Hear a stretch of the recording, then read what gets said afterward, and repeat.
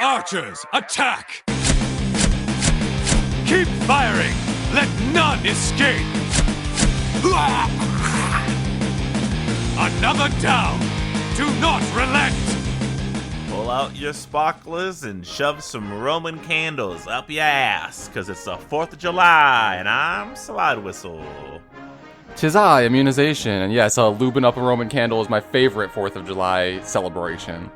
Ooh, I'm Aaron, fire mage extraordinaire and horrid punching bag. And one time I shot one of my good friend's brother-in-law with a Roman candle, and it hit him, and I was like, "Are you okay?" And he was like, "I'm gonna go home."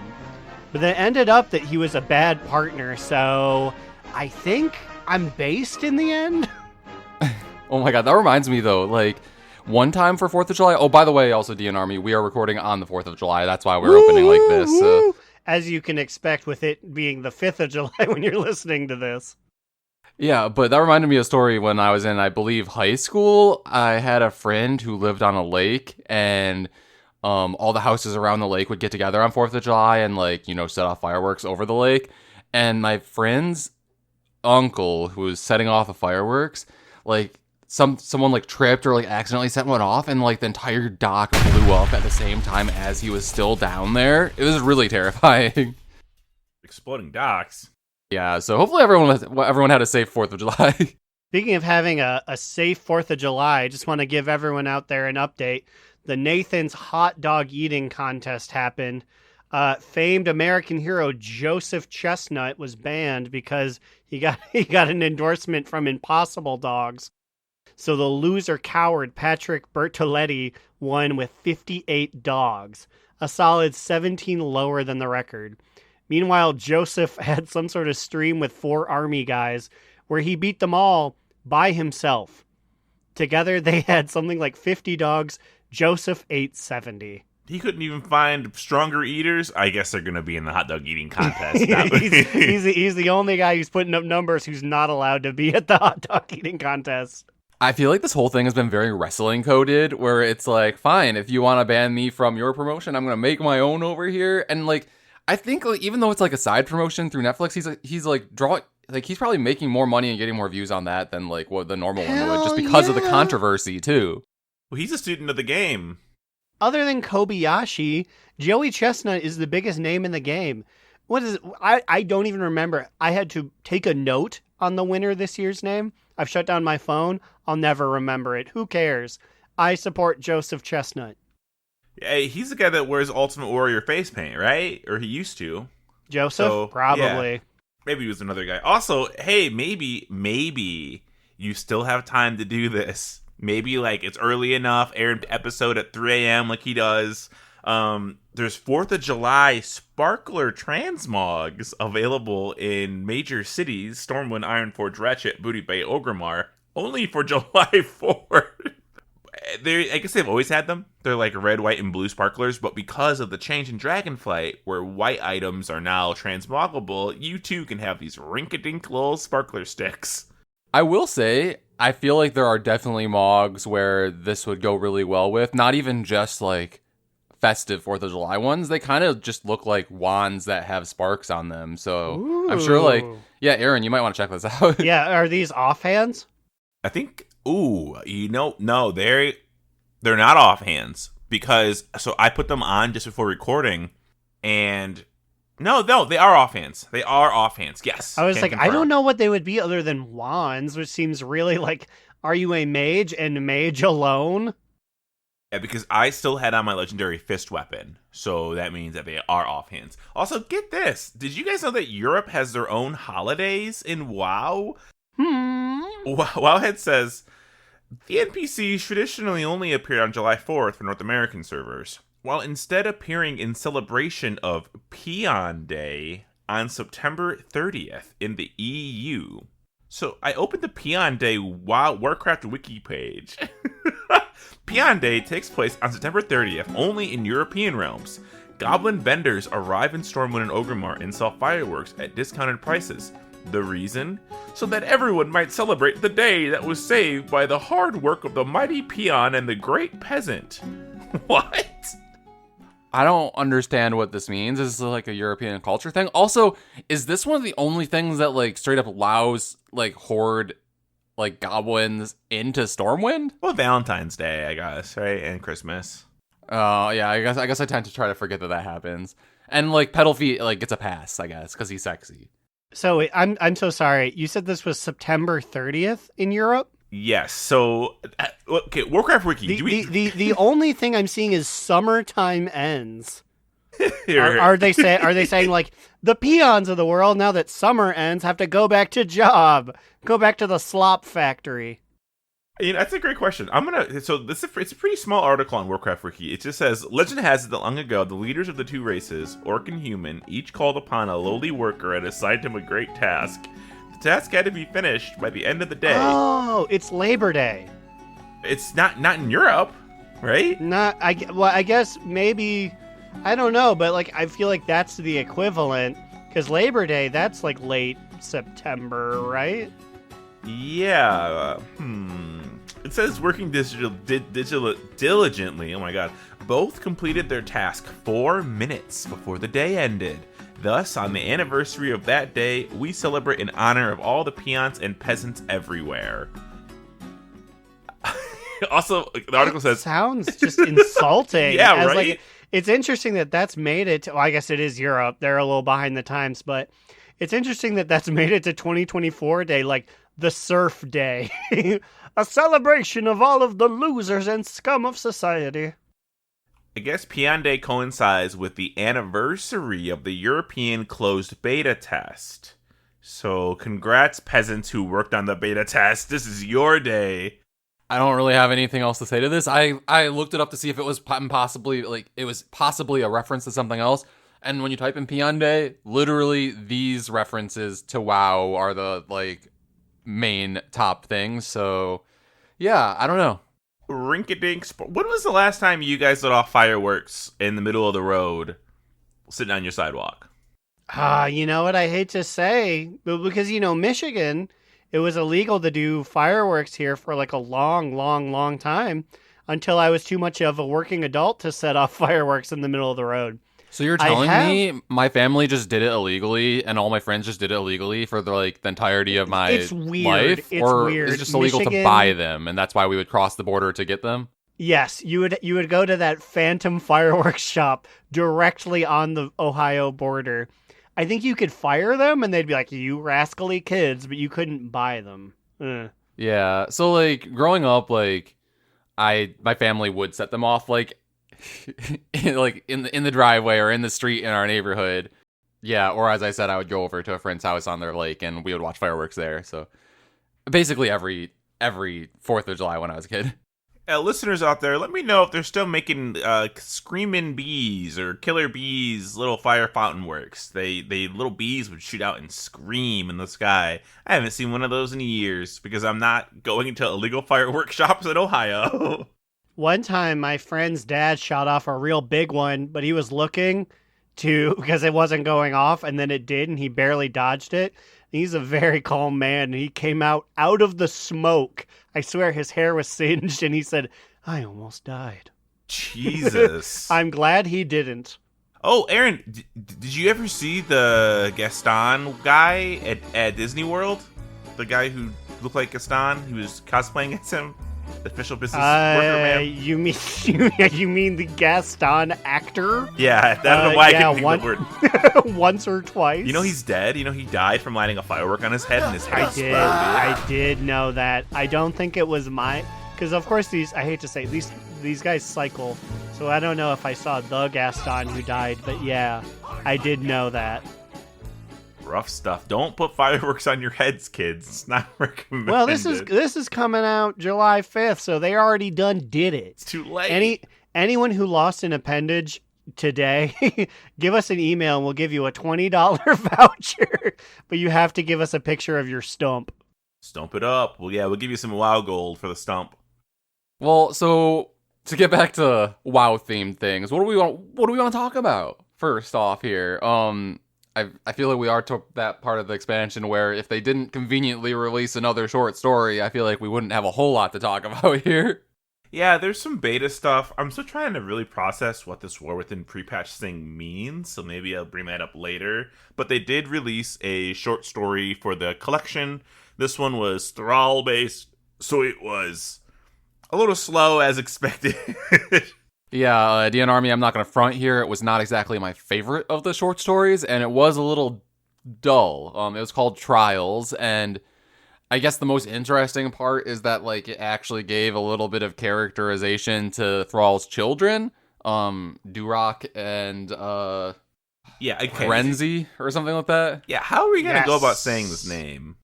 Is it Duroc? Durac? I don't know. I'm thinking about the Rehze name. Rezi? I said, well, in my head, I would say like Reze, but once again, I leaned on my good Finnish friend Noble87, and he said Rezi.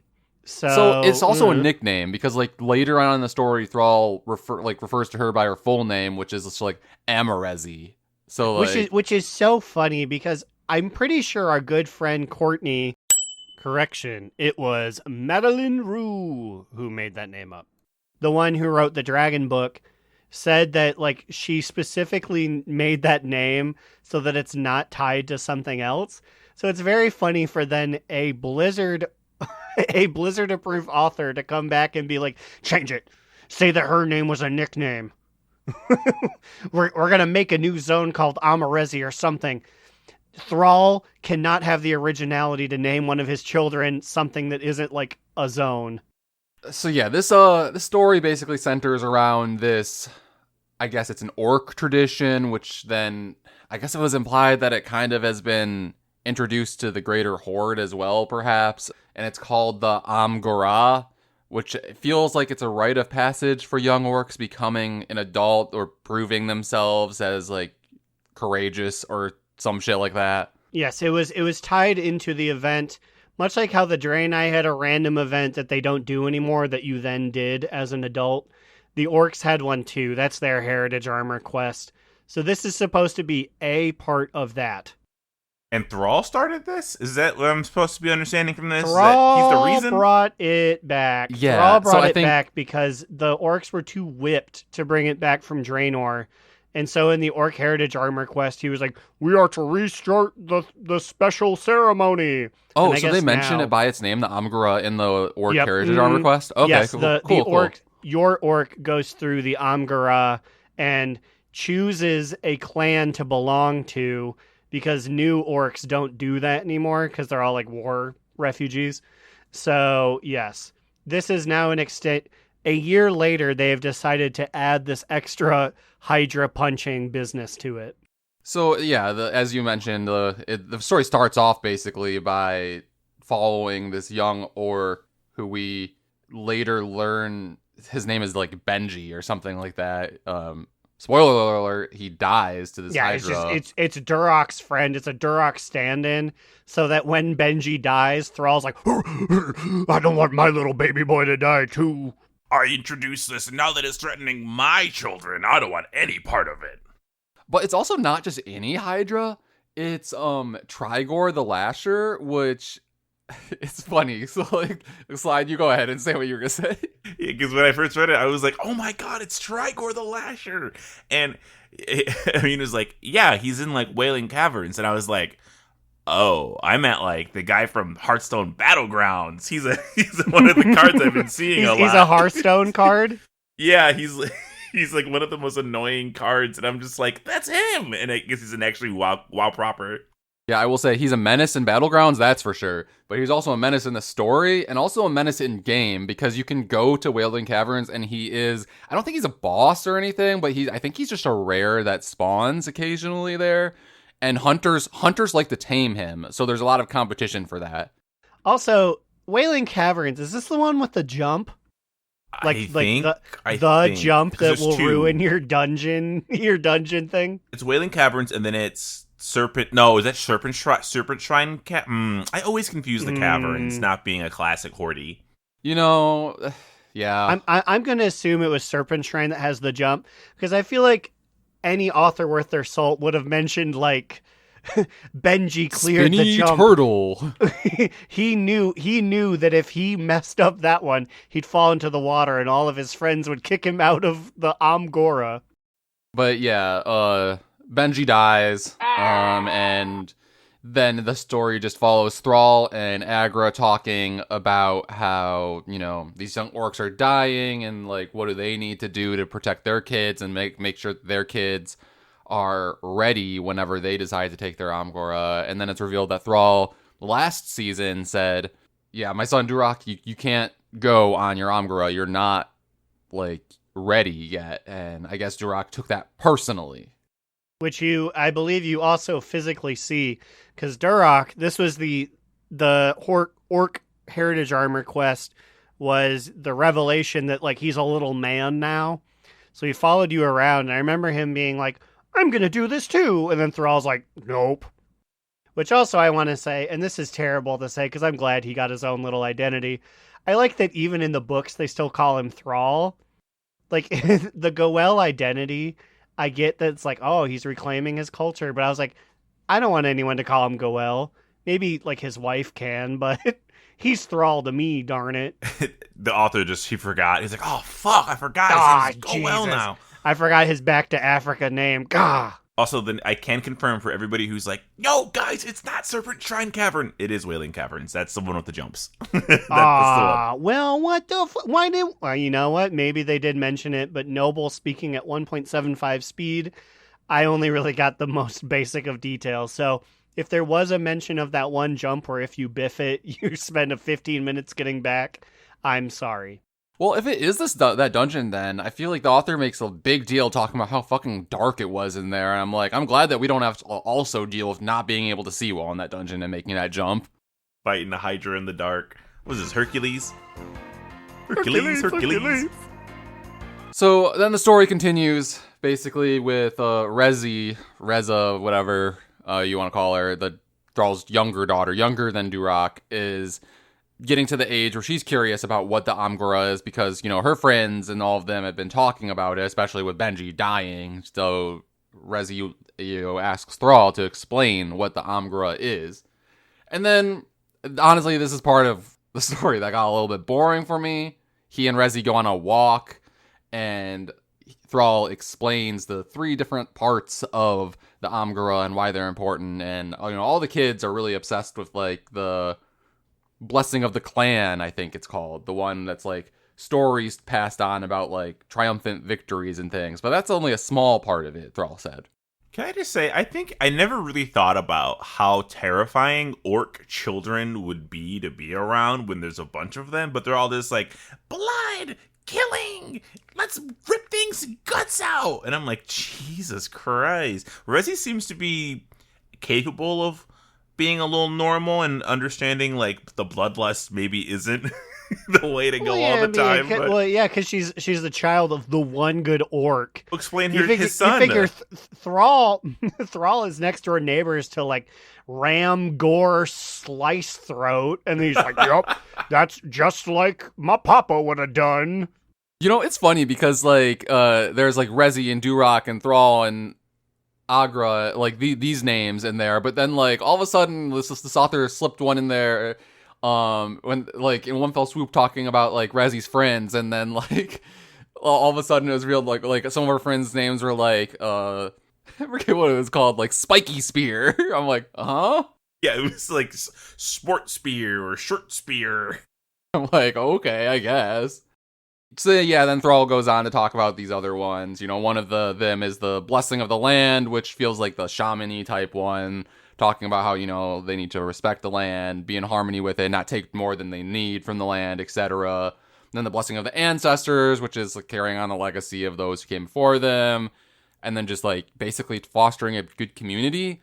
I honestly, the vibes I got from this was that Thrall was introducing these to try to introduce a little bit of decorum to the orcs, perhaps. Yeah, well, I was trying to think, because what did Karen Ironbane do? A large part of it was cooking. What happened to all the cooking that we have to do, Thrall? Was that too inconvenient? You guys didn't have enough spissel spice bushes? It was mentioned, and Rezi was like, Yeah, Thrall, that's the one about cooking meals, right?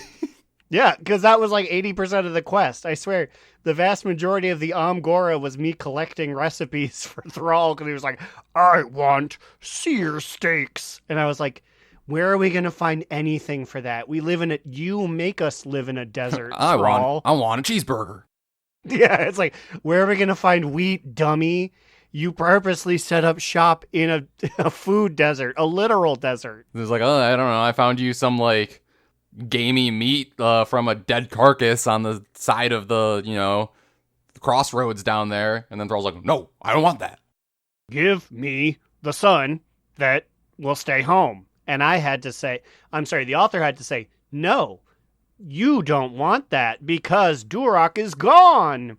He is secretly going to fight Trigor the Lasher. Yeah, so it's revealed after, Thrall finishes telling Rezi about the Amgora, then she's like all of a sudden like sad and like obviously stressed out, and Thrall's like, what took your joy, daughter? And then she's like, I was sworn to secrecy. And then Thrall's like, bitch, tell me. Like, if it's a secret that means that somebody's in danger, you need to tell me. And then she's like, my brother ran away to try to kill Trigor the Rasher.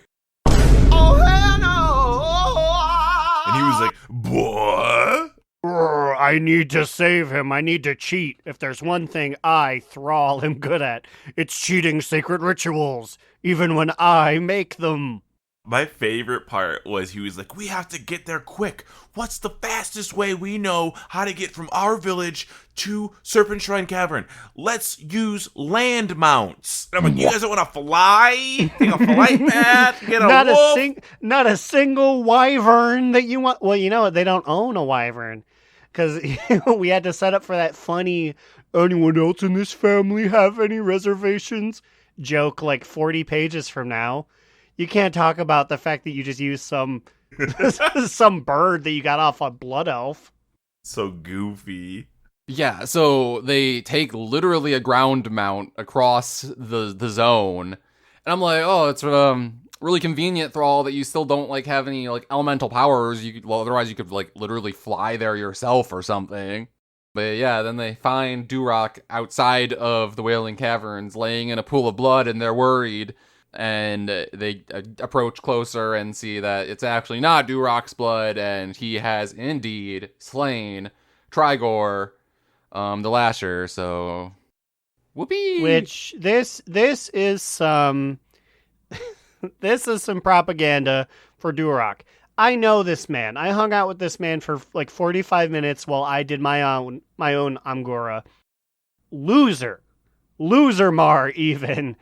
I don't know how unless Benji took this thing out 99% and Duroc just kind of slipped in there, I refuse. Well, in the story, it did kind of imply that Benji did wound the Hydra by digging his axe into one of its necks pretty substantially, so maybe you're onto something here. Wouldn't more Hydra heads just grow after cutting one off? Wouldn't it just make more Hydra heads? You know what? I really don't know. WoW has never expanded upon sort of the central thesis of the Hydra lore. You know what? Never mind, we did, because that stupid boss in Mop, I've seen that guy too many times. He grows more heads, so yeah. Well, I was also on the Wowhead page for Trigor the Lasher, and people are saying that the respawn timer is about 20 to 30 hours, so maybe that's approximately how long it takes for it to grow its heads back. Ah, so this is a slow Hydra. Don't worry, Duroc, we're still proud of you, even if you killed the slow Hydra. It was also funny because then Duroc's like, see, Dad, I just wanted to prove to you that I was ready for my Amgara. And then he's like, will you let me go on my Amgara now? And then I'm just like, bitch, like, didn't you just do the hard part? The rest is like literally cooking or saying like, I respect the land. It's cooking. It's praying at a big rock. And it's going to one of the like 8 ancestors and praising your backstory, which you don't need to do because your dad's a frost wolf. So like you already got that one done packed. Yeah. But then they do legitimately make fun of how bad of a cook Duroc is. So maybe that will be the hardest part for him on his Amgara. I mean, yeah, that's pretty much it. Aaron mentioned it earlier, but my favorite was the wolf just being like, giving it its approving growl. He did a bar. Like the wolf stood on its hind legs and crossed its paws in front of it, like, what a racket! And then Durock's like, "Is there anyone else who's gonna make fun of me?" The crowd laughs. Canned laugh. Yeah, canned laugh track. But yeah, that was the Thrall short story Trials. I thought it was stinks. pretty mid at best, honestly. I hate to say it's because it's the only one that's distinctly. Well, you know what? No, I liked it even less than the Goblin one. But I think because the Goblin one was so desperate in its attempt to try and do like propaganda for them that it was funny to me. This wasn't a funny story. It was just an unnecessary story. I mean, in a way, this was also propaganda for the orcs, right? Like, we're good. We're not all about killing people anymore. If we do, it's in self-defense. The last 10 years of orc story has been propaganda for the orcs. They have been trying so hard to be like, no, they're good guys. They're noble savages. I feel like it was probably its main goal was to set up the kids to give them a little more to them for when they show up in the game. Durock and Reze are going to show up. Durock's going to save us. It's going to be kill Snarl, the ultimate wolf. And for some reason, Growlina and Immunization, they won't be able to kill it, but Durock can. It seems like it's going to end up being Reze being the shaman, like Thrall, and then Durock being the warrior, like Agra, is I think what they're going for. Yeah, I mean, because Thrall thought to himself at one point in the story, this isn't even the first, second, or fifth time that I thought that Reze and hoped that Reze would become a shaman. Would you say Agra is more of a warrior type? I mean, I really don't know what else she is. She has to be a warrior, right? Also, the book literally described all of them. Like, it described all of them as the orc warriors approached Durock's body. So I guess we're considering Thrall, Agra, and Reze all as warriors. But, like, we know that's not true because... Well, actually, maybe it is true for Thrall now. He's officially respect because he does not have control of the elements. Yeah, he can't do magic anymore. All he can do is swing his axe. That's a warrior to me. She's a shaman. She's a shaman. Not only is she a shaman, but she was charged with training Thrall in the traditional shamanic arts. I was about to say, okay, I didn't want to actually horde lore at you, but I was like, yeah, not only is she a shaman, but she's his shaman teacher. That's the part where you should have. Don't let that stand. What are you talking about? We've got a couple horde fans. I just wanted to let you sit out in the Duratin sun for a little bit. Let you cook.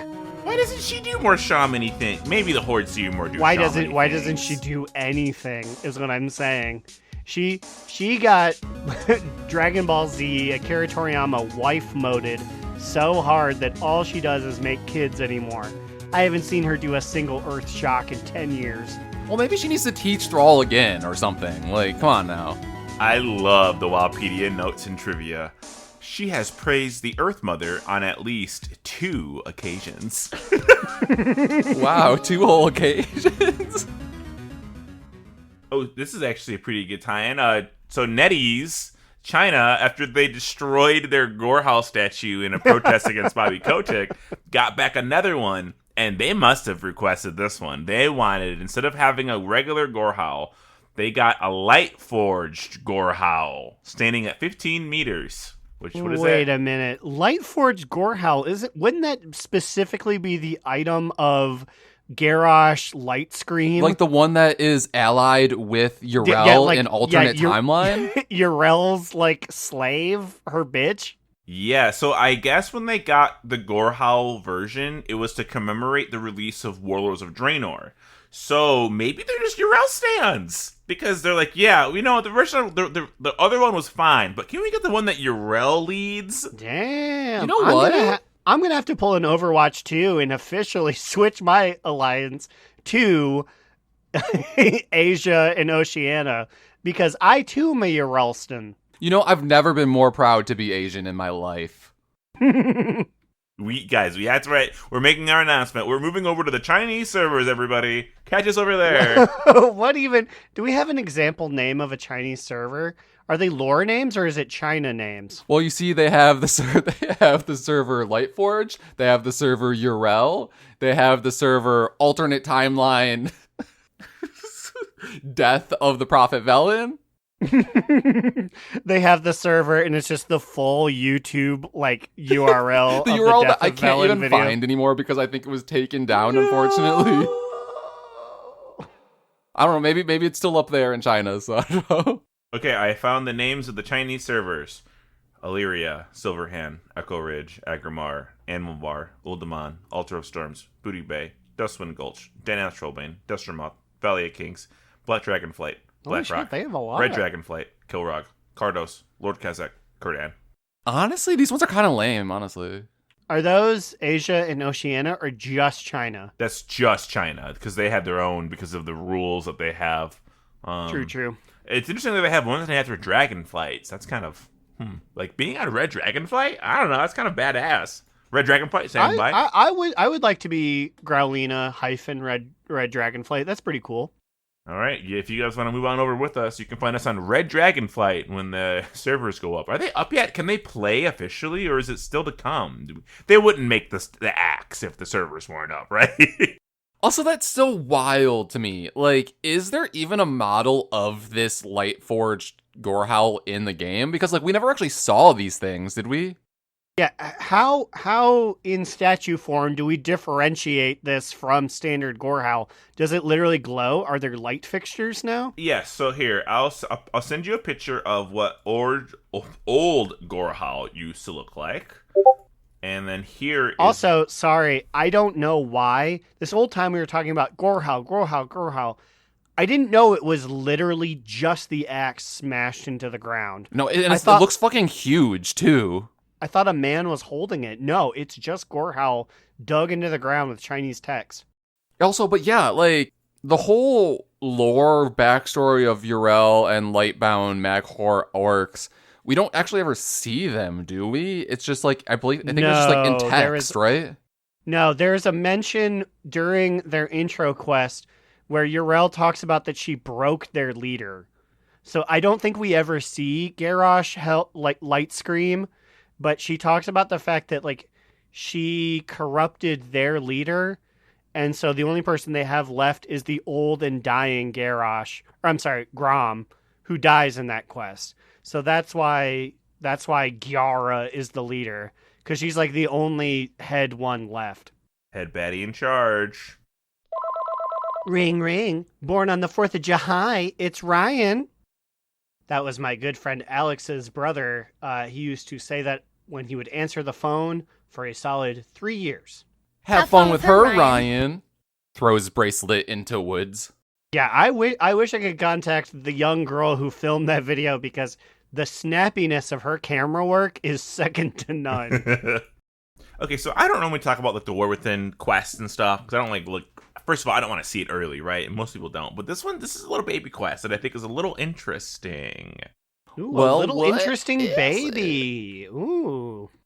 So there's a peculiar fish in Hollowfall, which there were peculiar fishes back when BFA with our daddy N'Zoth.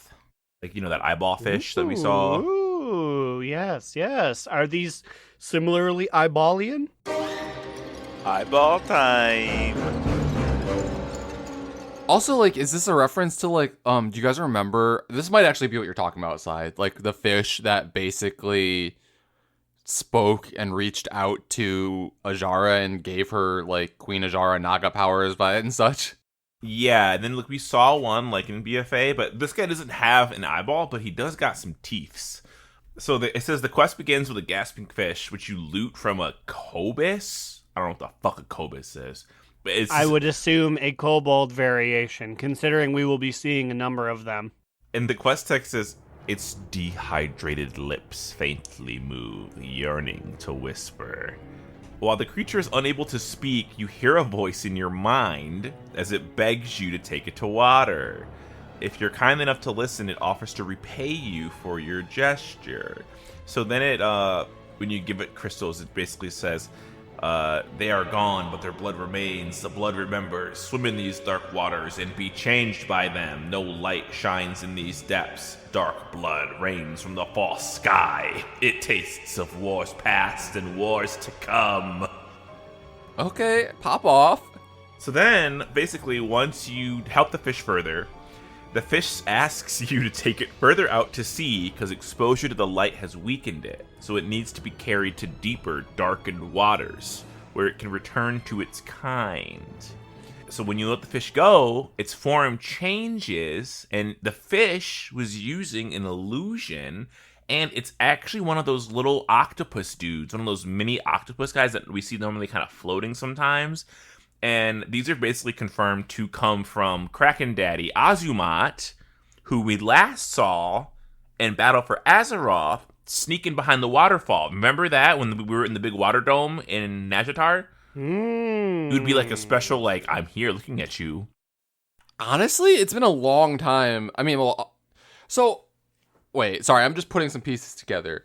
I think I said this on the podcast at some point too, that the dungeon pool that they chose was very referential to things that are to come as well, and that I think that's why we got like the Azamat dungeon, right? I forgot all about that. You're right, because what happens? So the fish basically says goodbye, waves to you in the water. In the distance, an abyssal leviathan arrives to claim it, and the creatures swim away together. And the fish, in quotes, the fucking octopus dude, whispers in your head and says, "Our cooperation is at an end. Now I return to the sea beneath the sea, away from this accursed star. Bring its light to our depths, and we shall be your crushing edge. Let us not meet again. The thought of your drowned corpse displeases me."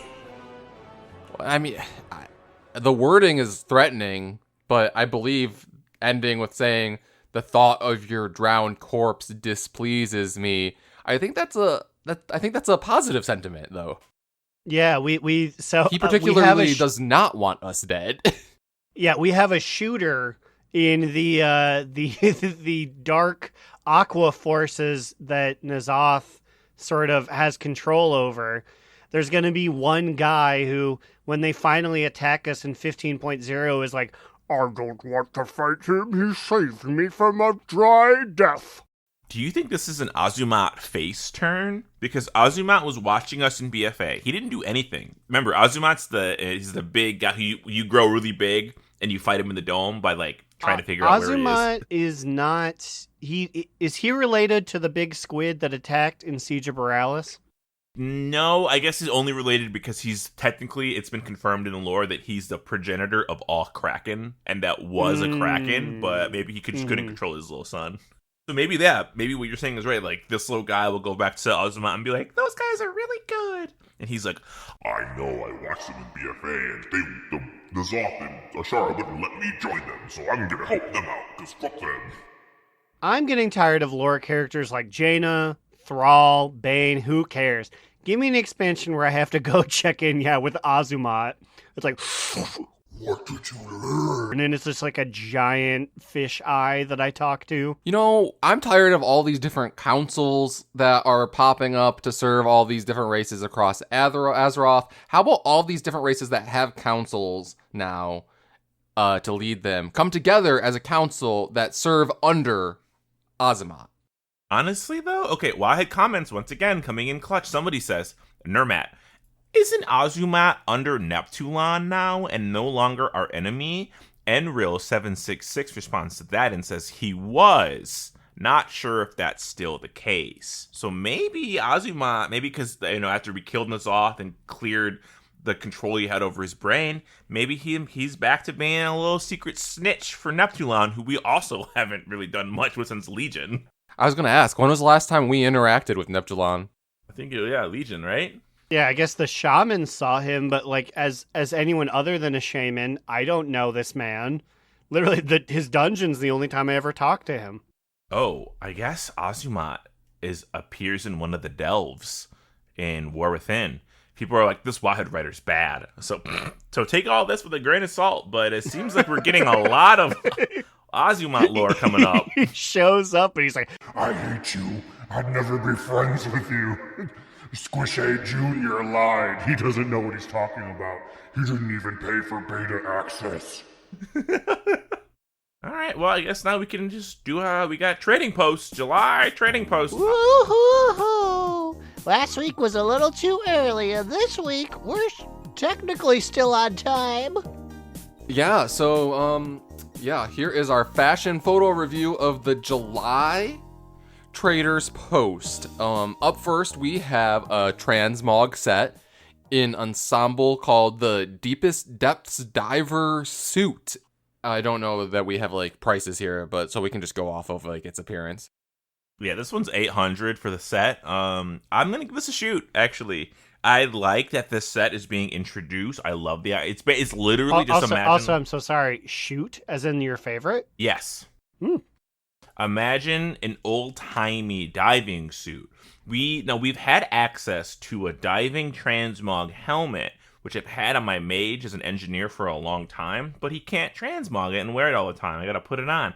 Now I have this, and on the back, I posted a picture of the last. You get a big fucking dual canister oxygen tank back there. There's a copper variant too that I think looks better, but I didn't care to take pictures of all that, so I just did the main one.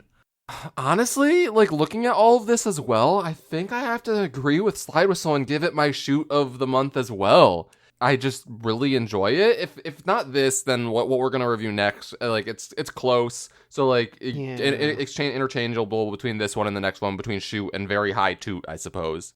I am going to have to follow your wording. This is an incredibly high toot. I wish, on my mama, I wish I could have bought this thing. It would have been so cool. But it's just a high toot. However, my shoot is the next one up, which is the Underlight Corrupted Behemoth. My daddy infected a fish, and he gave me it for 800 tendies to ride. I have to. My dad gave me this one. I also just want to say that it is so cool because, not only is it just, a Nazoth-infested, crazy-looking fish, it has, a saddle attached to it, but then on the saddle it has, a light fixture lantern above the fish.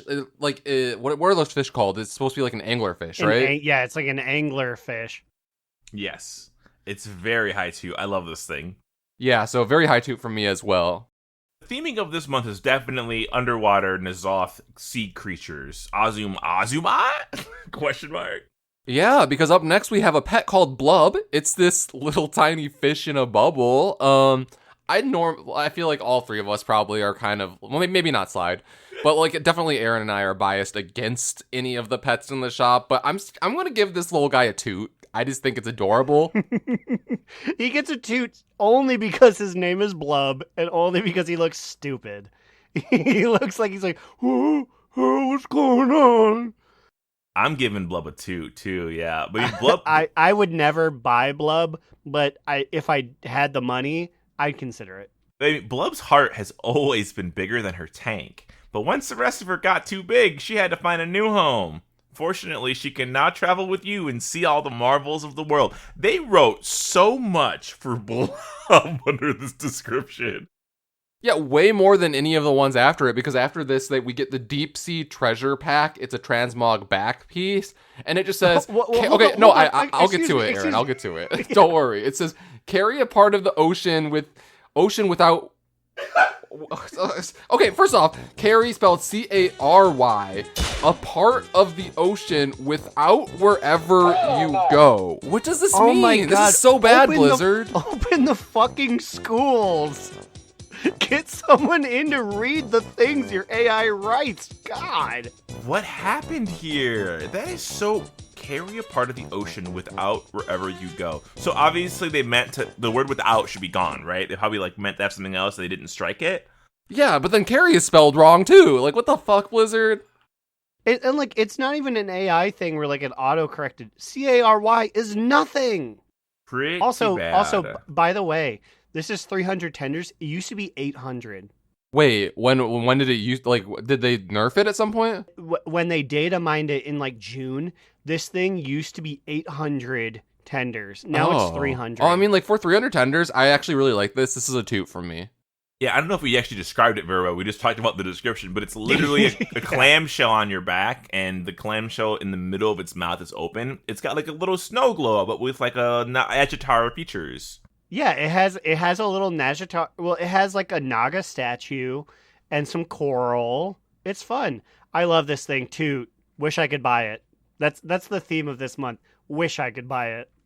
We're so poor after last time. Like I mean, I might have to buy the fucking Pride Summer set that I froze from last time. Yeah, it's rough out here for us, honestly.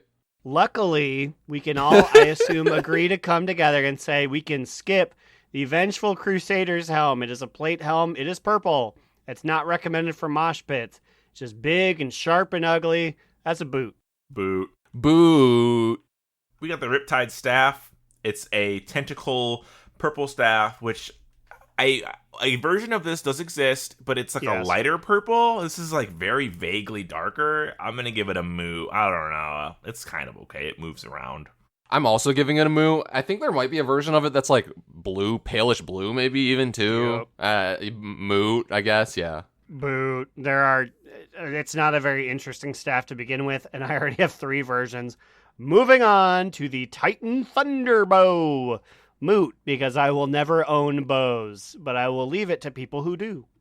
Well, as somebody that do, I'm giving this a moot. I feel like I have something very similar to it, and it's just kind of like, hunters, we've been spoiled in this Trader's Post. There's been a lot better options, so I probably won't be buying this just because I've already been spoiled with better options. So yeah, moot, yeah. Moot for the Thunderbow. It's just okay. Riptide Dagger. This guy is blue and he's gray and he's weirdly bent. The blood will flow freely from your enemies with this dagger. You know, it looks oddly veiny too. I'm gonna give it a boot. I'm gonna give it a 2. I think I like the vein.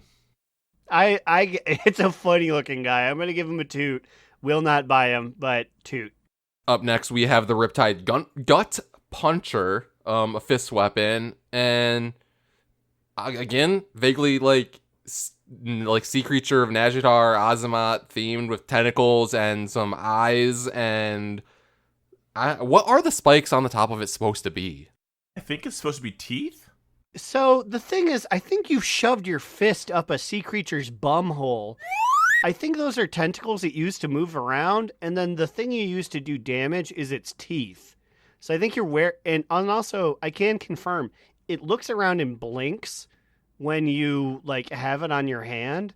So I think it's a sea creature that you're fist fucking. Yeah, it's kind of fucked up. I'm gonna give it a toot for abusing sea animals. Yeah, toot. I love when my weapons are alive. Soft toot. Because it doesn't look very high quality, but the way that we've described it, I'm into it. We got the Riptide Slicer up next. Sure, you could use it as an anchor, but you could also use it to slice. Boot. The description alone made me not want to buy this. Try. It's like an axe with 3 spikes. It's very basic. I don't know.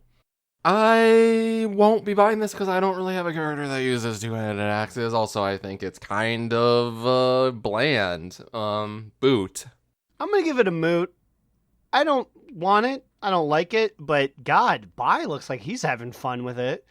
Is that the stance you guys allegedly do when you hold an axe? That's something. Well, I don't. It's a 2-handed, and I can't use 2-handed axes. I'm pretty sure. So wait, or can I? No, I don't think I don't know. I don't know the answer. Speaking of being pretty sure, I'm pretty sure the wand of the Riptide, summon the power of the Riptide as you wave this wand around, is a boot for me. This, I'm pretty sure, is a repurposed like Kata model. Yuck. Yeah, honestly, it's like a classic wand to me. No, thank you. Pass on the big blue wand. Who's buying wand transmogs? Not me. Boot. I'm a mage, and even I don't care about wands. Yeah, that much. as a priest, I can use them too, but no. And next up, we got the classic deep tabard. It's a blue tabard with brown trim. I'm gonna give this a moot. It's classy, and sometimes you just need something to cover up your ugly chest armor. This could be the one to do it. Moot? I don't know. I'm going to boot this one because it's actually just the Gilneas tabard minus the Gilneas symbol. But also, I do like that it stripped you down to your pure Troy Sivan. What a beautiful man that Bai is when he's not wearing a helmet. Yeah, you really have to show all the skin. You can see his little dragon briefs behind the tabard that they put me in. I think I might be bisexual. Hey, I had that name on Pridemore. Speaking of Bai, goodbye. The Trident of the Riptide is here, and it's okay. Yeah, I mean, bye. I guess I respect tridents. You don't see those guys as much anymore, but this is not one I gave any thought to. However, it is a weapon fit for the ruler of the sea, Azamat. Ooh, boot. It's a polearm. It looks vaguely like the tips of it are potentially like infused with azurite, maybe. Oh. I'm gonna give it like a soft toot. Yeah, as Aaron said, like I feel like we don't normally get tridents.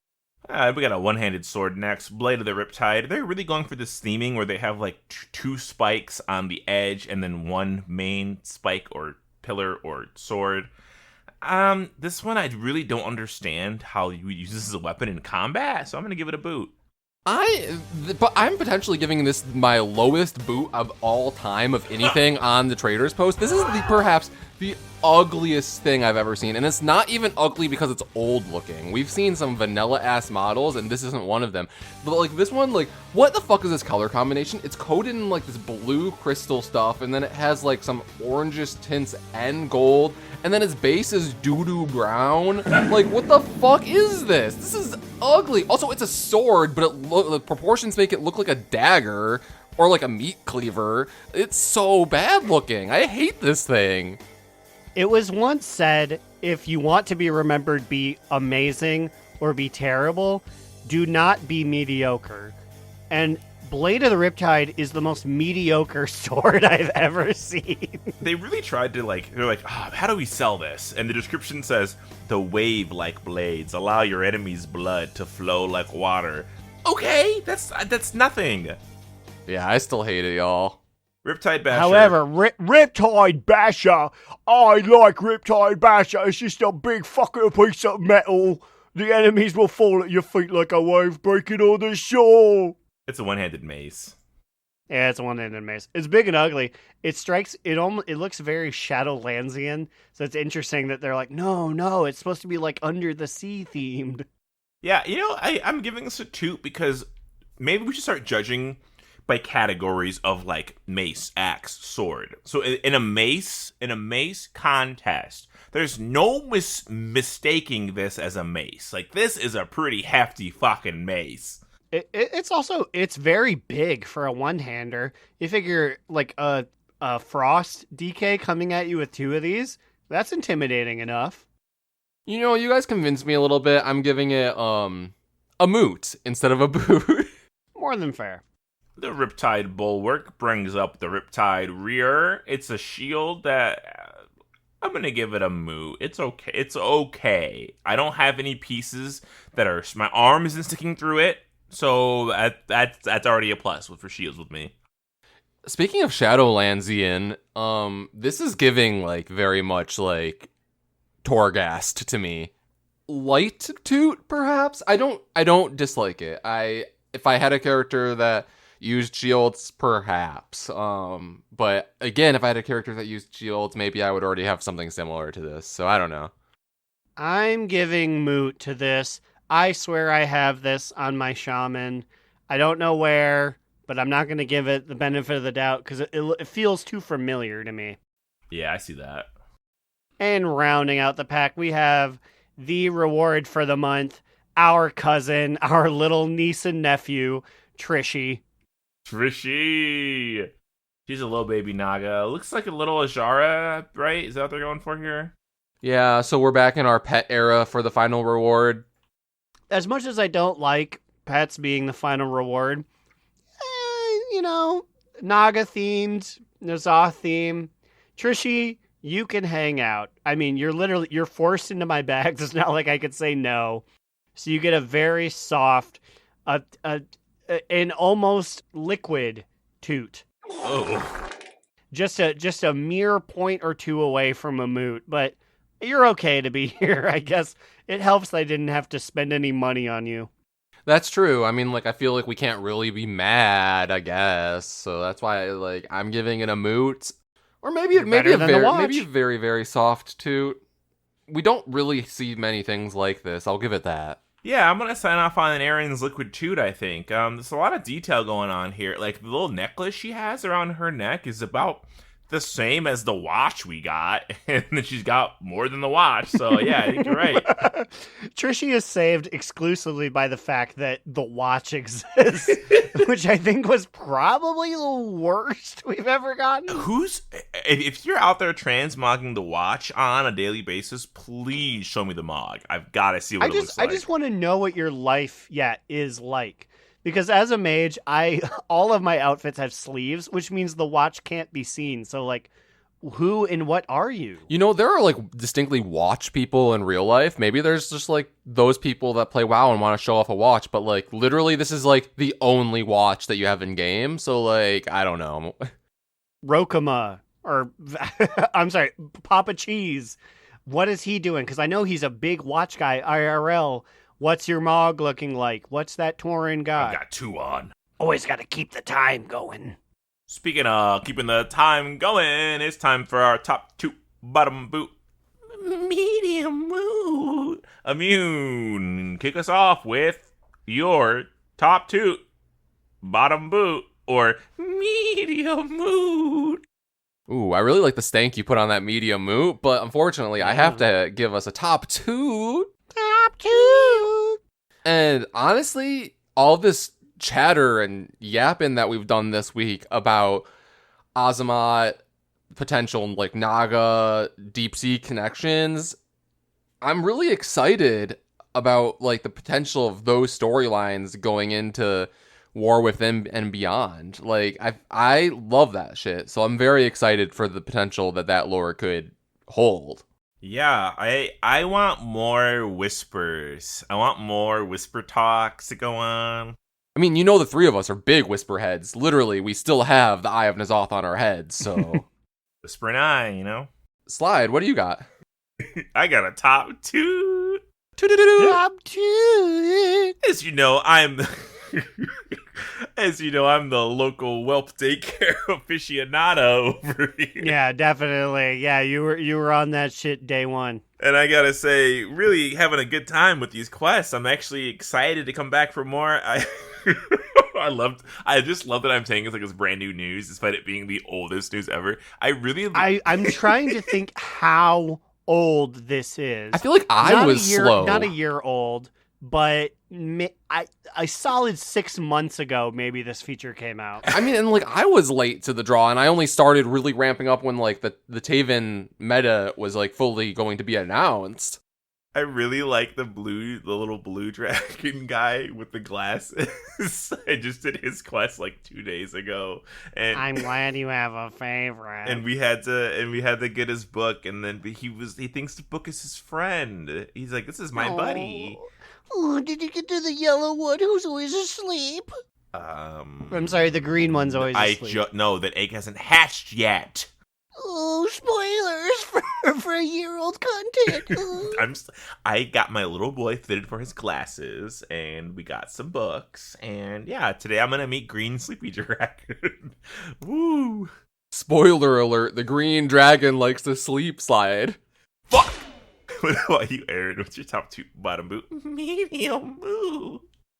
Well, I hate to say, but I have a bottom boot. Boo. Boo. And that's that Blizzard keeps letting their gold slip out. And I know we're all excited for TWW and we got to get interested in it.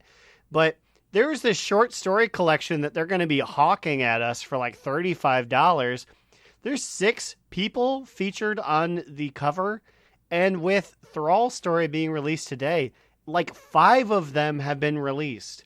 Once we get Anduin Lothar's distant cousin story, that'll be it. What are we just paying for like the ones you didn't care about? Like that's a thing. Like, how many more additional stories are going to be in this? Or like, if we purchase it, will it just be like from a collector's standpoint, or like just like having it because it's like nice? I don't know. Like, That's a good point. Like, do we buy this even though we've read most of the stories of the characters we care about? I think it's that you're getting the collectors of all 6. That's the way I interpreted it. Who's in the cover? Do we know who's in the cover? Like, do we know who the last one is, or is it like a mystery? It's fuck. I feel bad because I don't remember her name, but it's she'll be in TWW. She has the shield for the arm. She is like founder of Stormwind's distant relation. This feels like a game of password, and I cannot figure out who this person is. Oh, she's the new character? Oh, okay. Yeah, I'm seeing the image. I don't remember her name. Faeryn Lothar. Faeryn Lothar is the final member of the cover that was not featured because the other ones are Gazlo, Thrall, Anduin, Moira, like literally all the people we've gotten short stories from.